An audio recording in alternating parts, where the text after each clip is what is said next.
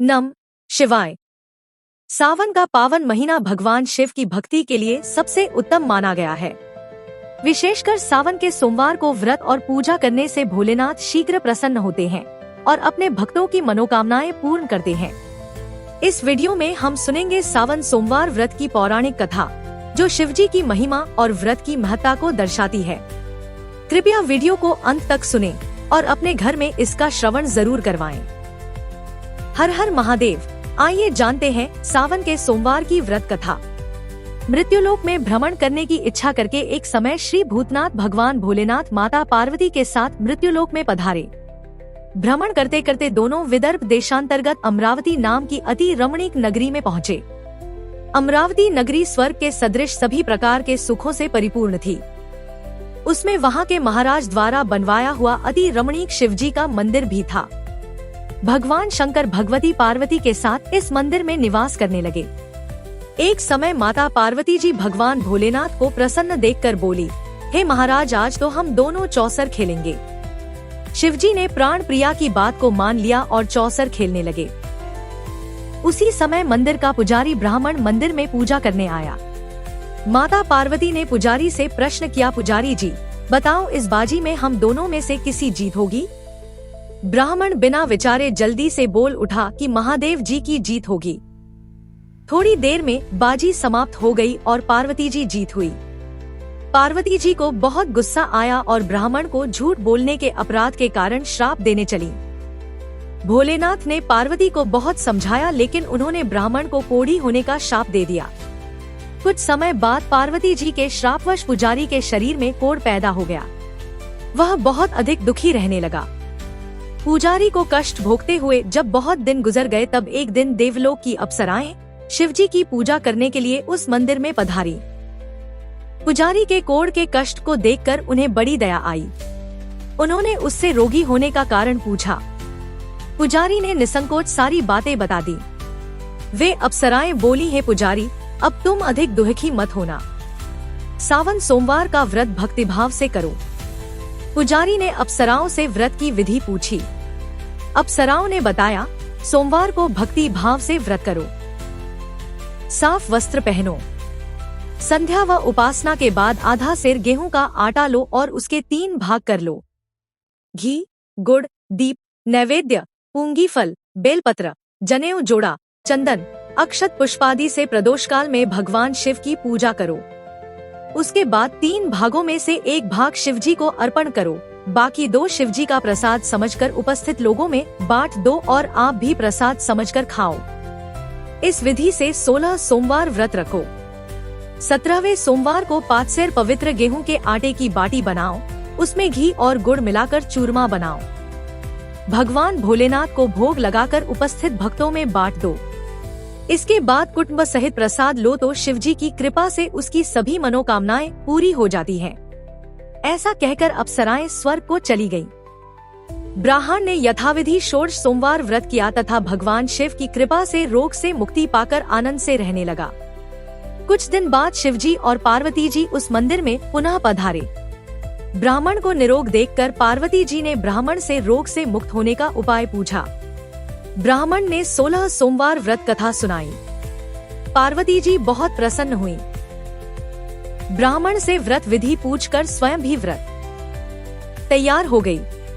व्रत करने के बाद उनकी मनोकामना पूरी हुई और उनके रूठे बेटे स्वामी कार्तिकेय स्वयं माता के आज्ञाकारी हुए। कार्तिकेय जी को अपना यह विचार परिवर्तन का रहस्य जानने की इच्छा हुई। वे माता से बोले, हे माता, आपने ऐसा कौन सा उपाय किया जिससे मेरा मन आपकी ओर आकर्षित हो गया? पार्वती जी ने वही षोडश सोमवार व्रत कथा की कथा उनको सुना दी। कार्तिकेय जी कहा, इस व्रत को मैं भी करूँगा, क्योंकि मेरा प्रिय मित्र ब्राह्मण बहुत दुखी दिल से परदेश गया है। मेरी इसमें मिलने की बहुत इच्छा है। कार्तिकेय जी ने भी इस व्रत को किया और उनका प्यारा मित्र मिल गया।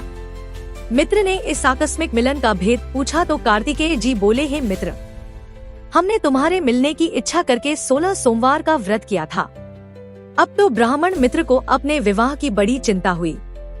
उसने कार्तिकेय जी से व्रत की विधि पूछी और यथाविधि व्रत किया। व्रत के प्रभाव से जब वह किसी कार्य से विदेश गया तो वहाँ के राजा की लड़की का स्वयंवर था।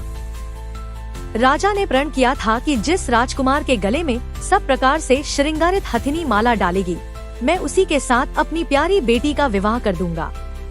शिवजी की कृपा से वह ब्राह्मण भी उस स्वयंवर को देखने की इच्छा से राज्यसभा में एक ओर जाकर बैठ गया। नियत समय पर हथिनी आई और उसने जयमाला उस ब्राह्मण के गले में डाल दी। राजा ने अपनी प्रतिज्ञा के अनुसार बड़ी धूमधाम से अपनी कन्या का विवाह उस ब्राह्मण के साथ कर दिया और ब्राह्मण को बहुत सा धन व सम्मान देकर संतुष्ट किया। ब्राह्मण सुंदर राजकन्या पाकर सुख से जीवन व्यतीत करने लगा। एक दिन राजकन्या ने अपने पति से प्रश्न किया, हे प्राणनाथ, आपने ऐसा कौन सा भारी पुण्य किया था जिसके प्रभाव से हथिनी ने सब राजकुमारों को छोड़कर आपको वरण किया? ब्राह्मण बोला, हे प्राण प्रिय, मैंने अपने मित्र कार्तिकेय जी के कथनानुसार 16 सोमवार का व्रत किया था, जिसके प्रभाव से मुझे तुम जैसी रूपवान पत्नी की प्राप्ति हुई है। इस व्रत की महिमा सुनकर राजकन्या को बड़ी हैरत हुई। वह भी पुत्र की कामना करके इस व्रत को करने लगी। शिवजी की दया से उसके गर्भ से एक अति सुंदर, सुशील, धर्मात्मा और विद्वान पुत्र उत्पन्न हुआ। माता और पिता उस देवपुत्र को पाकर अधिक प्रसन्न हुए और उसका लालन पालन अच्छी प्रकार से करने लगे। जब पुत्र समझदार हुआ तो एक दिन उसने अपनी माता से प्रश्न किया कि हे माँ, तुमने कौन सा व्रत और तप किया है जो मेरे जैसा पुत्र तुम्हारे गर्भ से उत्पन्न हुआ? उसकी माता ने 16 सोमवार की व्रत कथा पुत्र को बताई। पुत्र ने सब तरह के मनोरथ पूरे करने वाले इस सरल व्रत को सुना तो वह भी राज्याधिकार पाने की इच्छा से हर सोमवार को यथाविधि यह व्रत करने लगा। व्रत शुरू करने के बाद एक देश के वृद्ध राजा के दूतों ने आकर उसको राजकन्या के लिए वरण किया। राजा ने अपनी बेटी का विवाह ऐसे सर्वगुण संपन्न ब्राह्मण युवक के साथ करके बड़ा सुख प्राप्त किया। वृद्ध राजा के दिवंगत हो जाने के बाद इसी ब्राह्मण को सिंहासन पर बैठाया गया, क्योंकि दिवंगत राजा का कोई पुत्र नहीं था। राज्य का उत्तराधिकारी होकर भी यह ब्राह्मण पुत्र 16 करता रहा। जब 17वां सोमवार आया तो विप्र पुत्र ने अपनी प्रियतमा से पूजन सामग्री लेकर शिव पूजा के लिए शिवालय में चलने को कहा, परंतु उसकी पत्नी ने उसकी आज्ञा की परवाह न की। दास दासियों द्वारा सब सामग्रियां शिवालय में भिजवा दी, परंतु स्वयं नहीं गई। जब राजा ने शिवजी का पूजन समाप्त किया तब आकाशवाणी हुई, हे राजा, अपनी इस रानी को राजमहल से निकाल दे, नहीं तो यह तेरा सर्वनाश कर देगी। यह आकाशवाणी सुनने के बाद राजा के आश्चर्य का ठिकाना न रहा।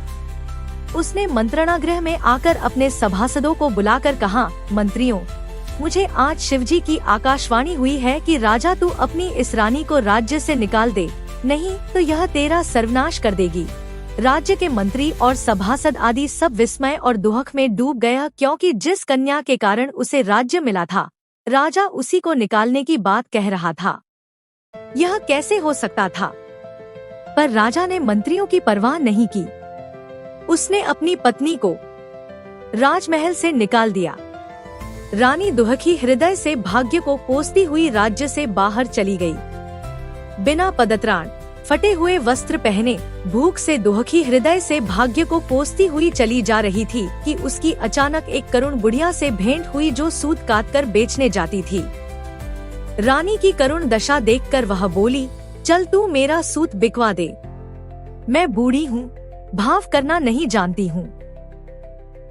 यह बात सुन रानी ने बुढ़िया के सिर से सूत की गठरी उतारकर अपने सिर पर रख ली। थोड़ी देर के बाद आंधी आ गई और बुढ़िया का सूत पोटली सहित उड़ गया। बेचारी बुढ़िया पछताती रह गई। उसने रानी को अपने से दूर रहने को कहा।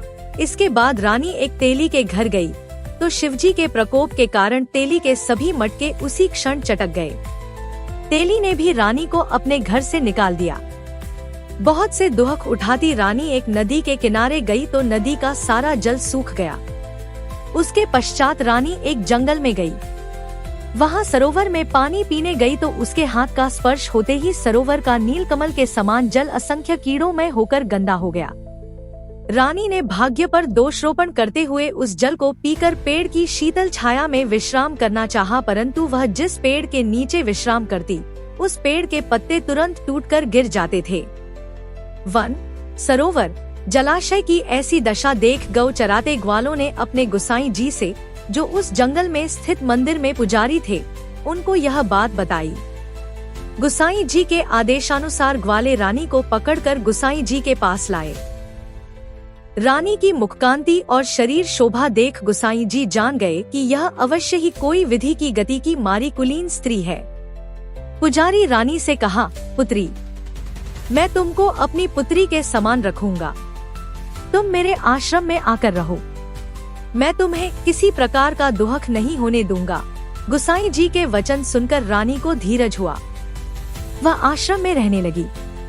रानी जो भोजन बनाती उसमें कीड़े पड़ जाते, जल भर कर लाती उसमें भी कीड़े पड़ जाते। रानी की यह दशा देख गुसाई जी भी बड़े दुखी हुए और रानी से बोले, हे पुत्री, तुम्हारे ऊपर कौन से देवता का प्रकोप है जिससे तुम्हारी ऐसी हालत हुई है। पुजारी जी की बात सुनकर रानी ने शिवजी महाराज के पूजन का बहिष्कार की बात बताई तो पुजारी जी शिवजी महाराज की अनेक प्रकार से स्तुति करते हुए रानी से बोले कि पुत्री, सब मनोरथ पूरे करने वाले 16 सोमवार व्रत को करो, उसके प्रभाव से इस कष्ट से मुक्त हो सकोगी। गुसाई जी की बात मानकर रानी ने 16 सोमवार व्रत किए। 17वें सोमवार को विधि विधान सहित पूजन किया।